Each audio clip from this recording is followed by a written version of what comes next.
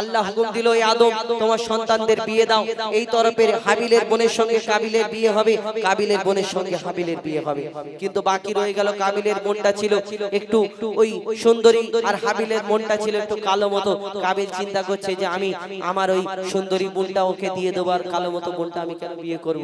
আবার আদম নবীকে আল্লাহ যখন আদম নবীকে তার সন্তানরা বলে, আল্লাহর কাছে হুকুম করে, আল্লাহর কাছে যখন বলে, আল্লাহ তাআলা হুকুম দেয় যে ওই সময় কুরবানি করার হুকুম দিয়েছিল।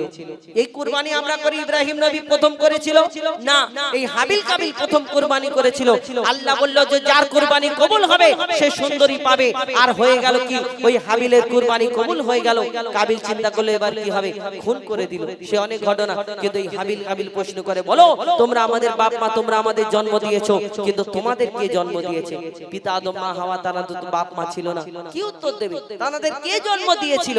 কবি সেই সম্পর্কে লিখছে, দেখো হাবিল কাবিল প্রশ্ন করে হাওয়া আদমকে, তোমরা মোদের বাপ মা, তোমাদের মা বাপকে।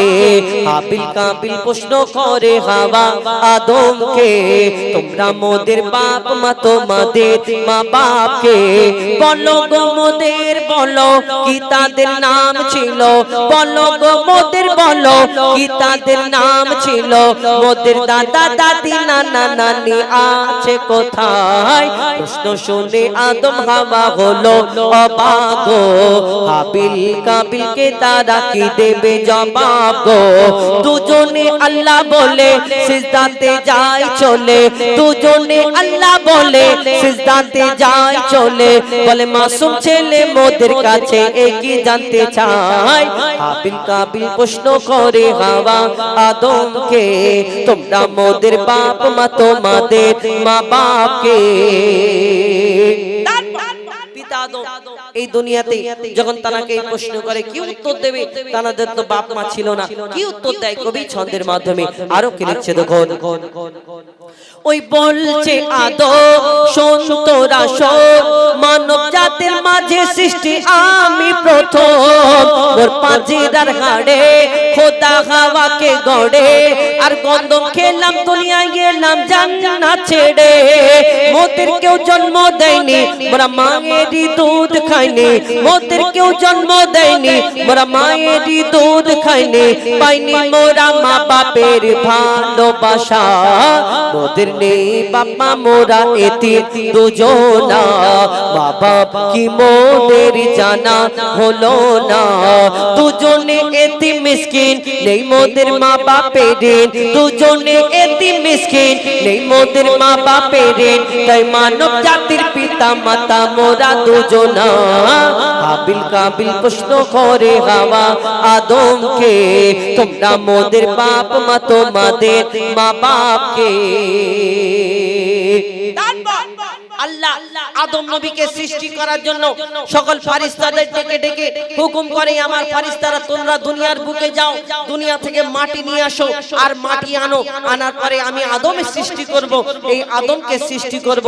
যখন এই কথাটা ফেরেশতারা শুনে, তখন আল্লাহকে সেদিন বাধা দিয়েছিল। আল্লাহকে বলেছিল, আল্লাহ আমাদের এই আদম নবীকে সৃষ্টি করার আগে আল্লাহ একটা জিন জাতকে সৃষ্টি করেছিল আল্লাহর ইবাদত করার জন্য। কিন্তু সেই জিন জাত আল্লাহর এত নাফরমানি করতে লাগলো, আল্লাহ জিন জাতটাকে ধ্বংস করে দিয়েছিল। ফেরেশতারা আবার বলল যে আল্লাহ তুমি তো এর আগে একটা জিন জাত সৃষ্টি করলে, সে তোমার ইবাদত করলো না, আবার বলছো যে আদম সৃষ্টি করবে। এই আদম কেমন হবে, তোমার ইবাদত করবে কি না করবে? আল্লাহ ফেরেশতাদের সেদিন বলেছিল, আমি যা জানি তোমরা তা জানো না। সেদিন কি ঘটনা হলো কবি ছন্দের মাধ্যমে লিখছে, দেখো ওমর আল্লাহ যখন বলে গড়ব আদম, ফেরেশতারা শুনে বাধা দিয়েছে তখন। বলে ও গো আল্লাহ পাক, তুমি গড়েছো জিন জাত, উৎপাত করে তারা করে না ইবাদত। কি হবে গড়ে আদম, সে কি আর মোদের মতো? কি হবে গড়ে আদম, সে কি আর মোদের মতো? কি জানি দেখতে কেমন তার রূপ চেহারা। খোদা বলে আমি জানি তোমরা জানো না, আদম সৃষ্টি করা আমার আসল বাসনা। কেন? আমি যে গড়ব আদম সে মাখলুকে সর্বোত্তম আমি যে গড়ব আদম সে মাখলুকে সর্বোত্তম আমি নিজের সেরা সৃষ্টি দেখব আদম চেহারায় হাবিল কাবিল প্রশ্ন করে হাওয়া আদমকে তোমরা মোদের বাপ মা তোমাদের মা বাপকে আল্লাহ যখন আদম নবীকে সৃষ্টি করলেন সৃষ্টি করার পরে আদম নবীকে ওই রাখার পরে আবার আল্লাহ হুকুম করে আমার ফেরেশতারা তোমরা আমার আদমকে সিজদা করে নাও সকল ফেরেশতারা হুকুম আল্লাহর মেনে নিল সকল ফেরেশতারা এসে সিজদা করে নিল সকল ফেরেশতা আল্লাহর হুকুম মেনে নিল একমাত্র সেদিন একটা ফেরেশতা যার নাম হলো আজাজিল যাকে ফেরেশতাদের সর্দার বলা হতো কিন্তু এই আজাজিল সেদিন আল্লাহর হুকুম মানলো না সেদিন সিজদা করলো না তাহলে আজাজিল কেন সিজদা করলো না আজাজিল কেন আল্লাহর হুকুম মানলো না আজাজিলটা তাহলে আসলে কি যেমন আল্লাহর হুকুম সকলে মেনে নিল এই আজাজিলটা হলো সেই জিন জাত যেই জিন জাতটাকে আল্লাহ ধ্বংস করে দিয়েছিল সেই জিন জাতের মধ্যে আল্লাহ সবকে ধ্বংস করে দিল কিন্তু তার মধ্যে একটা ছোট্ট বাচ্চা বেঁচে রয়ে গেছিল এই বাচ্চাটা ইবাদত করতে করতে কম বেশি 6 লক্ষ বছর ধরে ইবাদত করার পরে যার নাম হলো আজাজিল যাকে আল্লাহ ফেরেশতাদের সর্দার বানালো কিন্তু সেই আজাজিল আল্লাহর হুকুম মানলো না সেই দিন থেকে আজাজিল আর আজাজিল রইল না কি হলো তারপরে কবি ছন্দের মাধ্যমে লিখছে দেখো দিল আল্লাহ আওয়াজ শোনো শোনো সব আওয়াজ দেখো আমার গড়া সৃষ্টির সেরা মাখলুকের তাজ এ মুর্শিদেরই আদম একে গড়েছি এমন সারা কায়নাতের জ্ঞান তার মাঝেতে গোপন আদমকে দোয়া করে নে তোরা সিজদা করে আদমকে দোয়া করে নে তোরা সিজদা করে এ সুযোগ দিলে ছেড়ে পাবি অভিশাপ আজাজিল বলে আমি সিজদা দেব না আজাজিল বলে আমি সিজদা দেব না আদম সৃষ্টি করা আমার আসল বাসনা আমি যে গড়ব আদম সে মাখলুকে সর্বোত্তম আমি যে গড়ব আদম সে মাখলুকে সর্বোত্তম আমি নিজের সেরা সৃষ্টি দেখব আদম চেহারায় হাবিল কাবিল প্রশ্ন করে হাওয়া আদমকে তোমরা মোদের বাপ মা তোমাদের মা বাপকে হাবিল কাবিল প্রশ্ন করে হাওয়া আদমকে তোমরা মোদের বাপ মা তোমাদের মা বাপকে বলো গো মোদের বলো কি তাদের নাম ছিল বলো গো মোদের বলো কি তাদের নাম ছিল মোদের দাদা দাদি নানা নানি আছে কোথায় হাবিল কাবিল প্রশ্ন করে হাওয়া আদমকে তোমরা মোদের বাপ মা তোমাদের মা বাপকে হাবিল কাবিল প্রশ্ন করে হাওয়া আদমকে তোমরা মোদের বাপ মা তোমাদের মা বাপকে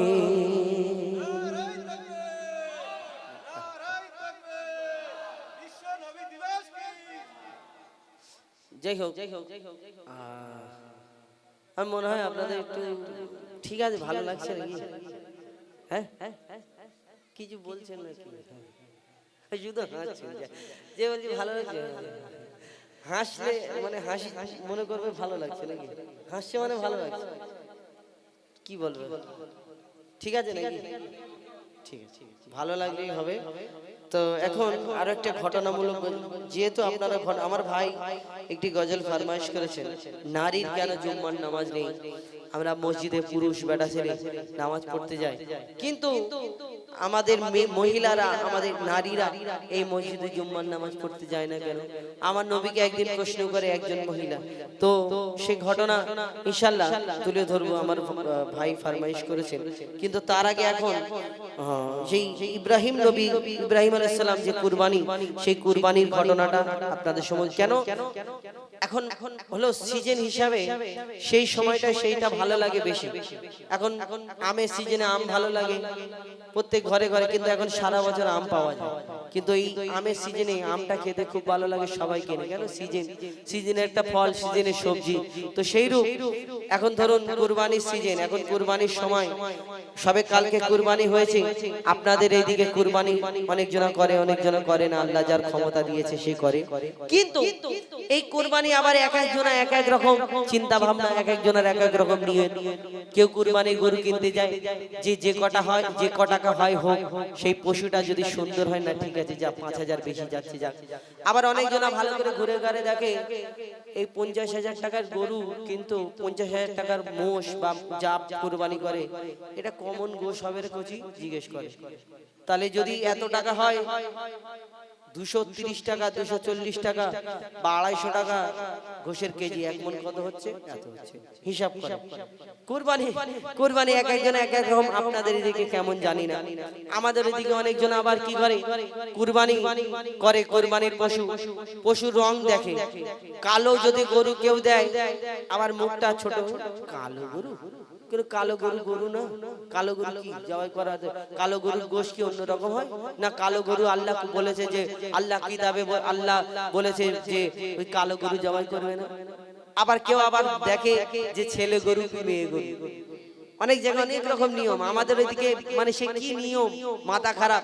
আপনার টাকা থাক আর না থাক, কুরবানি করার জন্য আপনার আল্লাহ যখন ক্ষমতা দেবে তখন আপনি দেবেন, কিন্তু কুরবানি যদি না করেন তখন অনেক কথা, অনেকজন অনেক কথা বলে। আবার কেউ যদি বড় বড় গরু দেয় তখন বলে ফোটানি দেখাচ্ছে, কিন্তু নিজের টাকা আছে সে দেয় না। কুরবানি অনেক নিয়ম আছে, কিন্তু আসল কুরবানি কি? আসল কুরবানি যে ইব্রাহিম আলাইহিস সালাম কুরবানি করেছিল, কি ঘটনা আমাদের অনেকজনা জানা, অনেকজনা জানা নেই। তো সেই ঘটনা কবি ছন্দের মাধ্যমে অতি মূল্যবান কথাই লিখছে। দেখুন,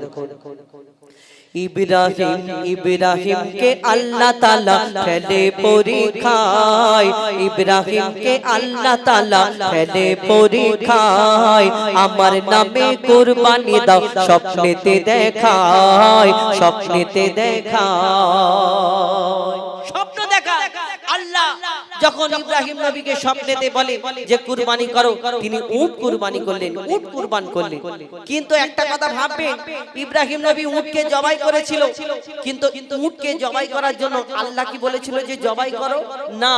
এই হাবিল কাবিল প্রথমে তারা কুরবানি করেছিল। এই কুরবানি উট জবাই করতে হবে কে বলেছিল?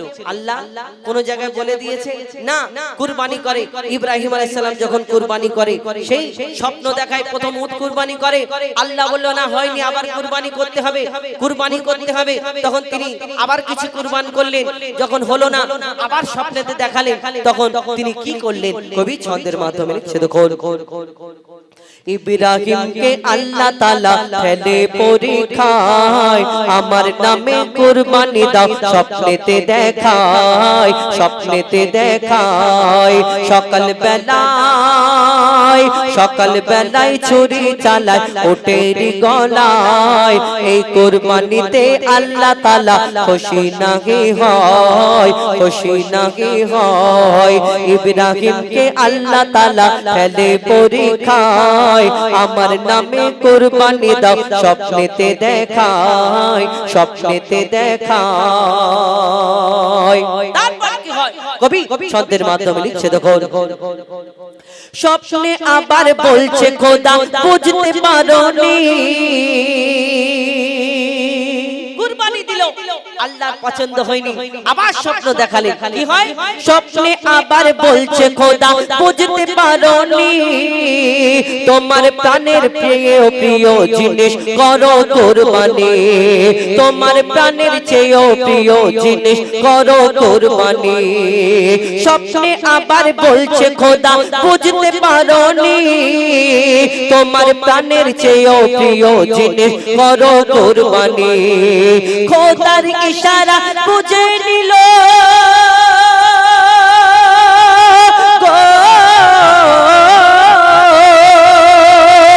খোদার ইশারা বুঝে নিল ইব্রাহিম খলিল, খোদার ইশারা বুঝে নিল ইব্রাহিম খলিল। আমার প্রাণের চেয়েও প্রিয় আমার প্রিয় ইসমাইল, আমার প্রাণের চেয়েও প্রিয় আমার ছেলে ইসমাইল। ইব্রাহিম নবী গভীর চিন্তায় পড়ে যায়, কি করে কুরবানি দেব স্বপ্নেতে দেখা, কি করে কুরবানি দেব বুদ্ধি সে খাটায়, বুদ্ধি সে খাটায়। ইব্রাহিম নবী আল্লাহ আল্লাহর হুকুম, আল্লাহর ইচ্ছা, আল্লাহর ইশারা বুঝে নিল আমার প্রাণের প্রিয় শেষে আমার ইসমাইল আমার সন্তান, বহুদিন পরে একটা সন্তান হয়েছে আমার ইসমাইল। সেই ইসমাইল নবীকে কুরবানি যখন আল্লাহর হুকুম হলো, তখন ইব্রাহিম আলাইহিস সালাম চিন্তা করে আমার সন্তানকে কেমন করে কুরবানি দেব, বুদ্ধি খাটায় কেমন করে আমার স্ত্রীকে বলবো, কি ঘটনা হয়। তারপরে কবি ছন্দের মাধ্যমে লিখছে, দেখুন ইব্রাহিম নবী ছুটে গেল মা হাজেরার কাছে, ইব্রাহিম নবী ছুটে গেল মা হাজেরার কাছে, ইসমাইলকে সাজিয়ে দাও খোদার দাওয়াত আছে, তোমার ইসমাইলকে সাজিয়ে দাও খোদার দাওয়াত আছে। পথে যেতে যেতে বাবা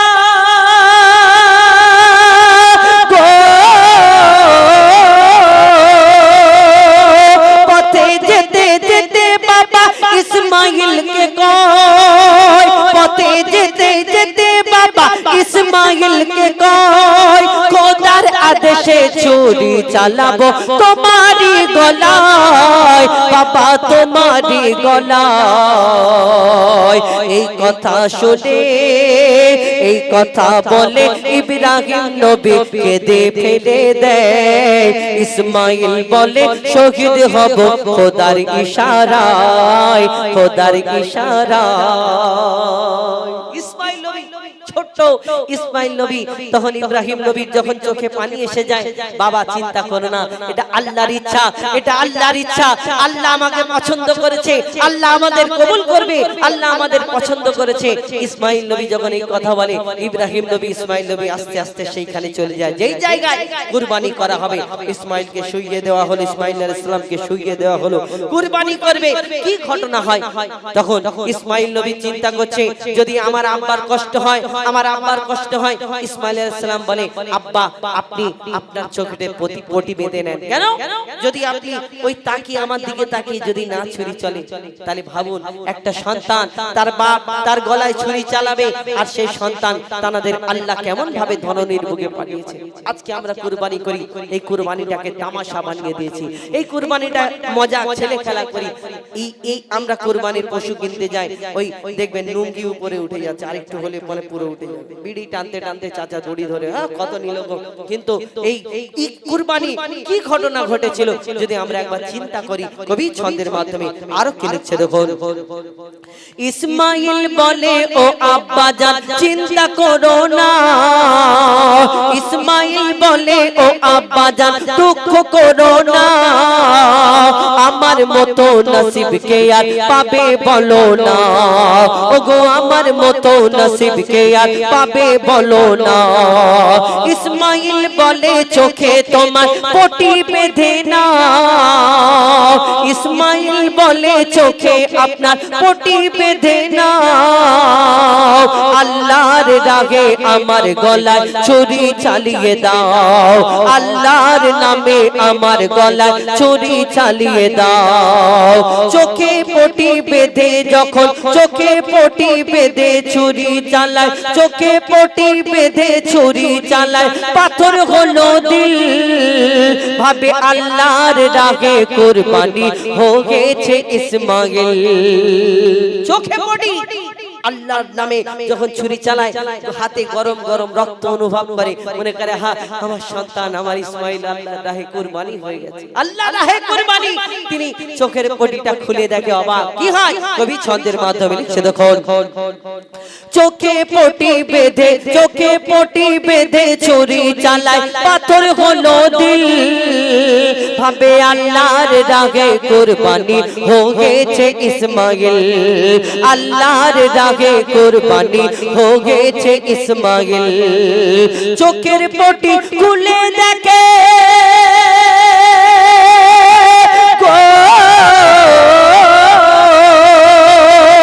চোখের পটি খুলে দেখে দাঁড়িয়ে ইসমাইল, চোখের পটি খুলে দেখে দাঁড়িয়ে ইসমাইল, চোখের পটি খুলে দেখে দাঁড়িয়ে ইসমাইল। জান্নাত হতে দোম্বা পাঠায় রব্বুল আলামিন, আমার রব্বুল আলামিন, আমার রব্বুল আলামিন ইব্রাহিম নবী, ইব্রাহিম নবী পাশ করেছে খোদার পরীক্ষায়, ইসমাইলকে সরিয়ে সেথা তোমরা রাখা হয়, তোমরা রাখা হয়, তোমরা রাখা হয়। ইসমাইল ইব্রাহিমকে আল্লাহ তাআলা ফেলে পরীক্ষায়, আমার নামে কুরবানি দাও স্বপ্নেতে দেখায়, স্বপ্নেতে দেখায়। কুরবানি, আমরা কুরবানি এখন বর্তমান যুগে বর্তমানে কত রকম কুরবানি করি, কতজন কত রকম কত চিন্তা ভাবনা করি, এই কুরবানিতে কত রকম নিয়ম নীতি আমরা করি। আবার এই কুরবানির পশু নিয়ে আপনাদের এদিকে কি হয় জানি না, এই কুরবানির পশু আমাদের ওইদিকে বিশেষ করে কুরবানির পশু আসার পরে একটা গরু বা দুটো গরু যদি গাড়ি করে আসে, প্রায় 50-100 জন ছেলে মিলে সবাই মিলে ওই পশুটাকে ঘিরে নিল। যখন নামবে তখন হো হো করে চিৎকার করবে, তাকে দৌড় করাবে, ছুট করাবে, আর ছুট করাবে, খুব মজা মানুষের। আবার সেটাকে ভিডিও করে সেই ভিডিওটা আবার ইনস্টাগ্রাম এবং ফেসবুক সেই জায়গায় পোস্ট করবে। এটা হয় আমাদের ওইদিকে অনেক রকম নিয়ম নীতি। আবার অনেকজনা এই রকম গরু ওই রকম গরু, আমরা পশু কুরবানি, আল্লাহ তো এই মন দেখে, আল্লাহ তোমার এই সাদা গরু কি কালো গরু দেখবে না, আল্লাহ তোমার ছোট গরু কি বড় গরু দেখবে না, আল্লাহ এই দুনিয়াতে তোমার কুরবানি তোমার একটা দেখবে, তুমি কুরবানি করছো আল্লাহ রাস্তায়, আল্লাহকে খুশি করার জন্য, কি অন্য কিছু লোক দেখানোর জন্য যদি কুরবানি করো, আল্লাহ তোমার ওই কুরবানি কবুল করবে না। অনেকজন আবার আমার ঘরের মা বোনেরা আছে, যদি একটু গোশ কম হয়ে যায় তখন মনে করে কুরবানি দিলে এই 5 মনের গরু একটা বা 5 মনের মহিষ, 5 মনের একটা, যদি এত বড় কুরবানি করলে আর আমার ঘরে এই একটুখানি গোশ, অনেকজনা চিন্তা করে মনে করে গোশে এত একটুখানি গোশ মন ছোট হয়ে যায়, কে মন ছোট করবেন না, আপনার গোশের জন্য আপনি কুরবানি করেছেন না। কবি ছন্দের মাধ্যমে শেষ কথায় আর কি লিখছে দেখুন, লোক দেখানো কুরবানিতে করো না গো ভুল, লোক দেখানো কুরবানিতে জাগবে না রে জোশ, আর লক্ষ টাকার গরু কিনে হাঁড়ি বোঝায় গোশ, ওই লক্ষ টাকার গরু কিনে হাঁড়ি বোঝায় গোশ, রেশারেশি কুরবানিতে করো না গো ভুল, তুমি রেশারেশি কুরবানিতে করো না গো ভুল, আল্লাহর দারে এক বিন্দু হবে না কবুল, আল্লাহর দারে এক বিন্দু হবে না কবুল, আল্লাহর দারে এক বিন্দু হবে না কবুল। পশুর বদলে আজকে যদি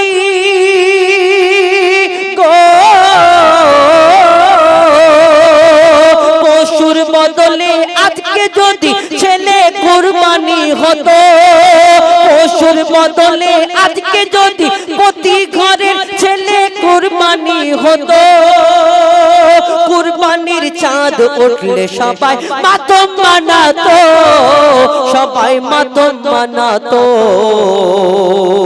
মইদুল ইসলাম, মইদুল ইসলাম খোদার কাছে শুকরিয়া জানাই, কুরবানি এমন করো তাতে আল্লাহ খুশি। দেখেছেন কেমন অনুষ্ঠান হয়, সামনে অনেক বাচ্চা কাচ্চা বসে থাকে এবং বললে আমাদের সঙ্গে সঙ্গে বলে, তো আপনাদের এখানে একটু সামনেটাই সব একটু দূর দূরান্ত থেকে শুনছে, ভাবছে ভাই এসছে কেমন গজল বলবে না বলবে, ভাবে অনেকজনা, সামনে আসে না। তো এখন আমি একটা মিক্স গজল বলি, সব রকম। একটি কবি কাজী নজরুল ইসলাম বিদ্রোহী কবি, জানার লেখা একটি গজল এবং বাংলাদেশের একটি মিক্স গজল ছোট করে শোনায়, তারপরে ইনশাআল্লাহ আপনাদের সম্মুখে আবারও আমি সিঙ্গেল কণ্ঠে ঘটনামূলক গজল শোনাবো। লিখছে দেখছে, হ্যালো একটু বাড়ান, হ্যালো ঠিক ঠিক ঠিক ঠিক, hello hello check check, hello. সাগর নদী আর পাহাড় বনে পাখিদের গন গন গন জরনে সাগর নদী আর পাহাড় বনে পাখিদের গন গন গন জরনে সাগর নদী আর পাহাড় বনে পাখিদের গন গন গন জরনে ভেসে আসে ওই সমুদ্র তার ভেসে আসে ওই সুমধুর তার চারিদিকে শোনো আল্লাহর জয়গান আল্লাহ মহান আল্লাহ মহান আল্লাহ মহান আল্লাহ মহান আল্লাহ মহান আল্লাহ মহান আল্লাহ মহান আল্লাহ মহান সাগর নদী আর পাহাড় বনে পাখিদের গন গন গন জরনে সাগর নদী আর পাহাড় বনে পাখিদের গন গন গন জরনে ভেসে আসে ওই সুমধুর তার ভেসে আসে ওই সুমধুর তার চারিদিকে শোনো আল্লাহর জয়গান আল্লাহ মহান আল্লাহ মহান আল্লাহ মহান আল্লাহ মহান আল্লাহ মহান আল্লাহ মহান আল্লাহ মহান আল্লাহ মহান শোনো তুমি মন দিয়ে কোকিলের সুর শুনতে লাগছে দেখো কত না মধুর শোনো তুমি মন দিয়ে কোকিলের সুর শুনতে লাগছে দেখো কত না মধুর মিষ্টি মিষ্টি ওই দোয়েলের গান রয়েছে তাহাতে কি সুধা অপুরাণ কোথা পেল তারা এই সুরাম লাল কোথা পেল তারা এই সুরাম লাল জবাব পাবে দিল খোদা মহিয়ান আল্লাহ মহান আল্লাহ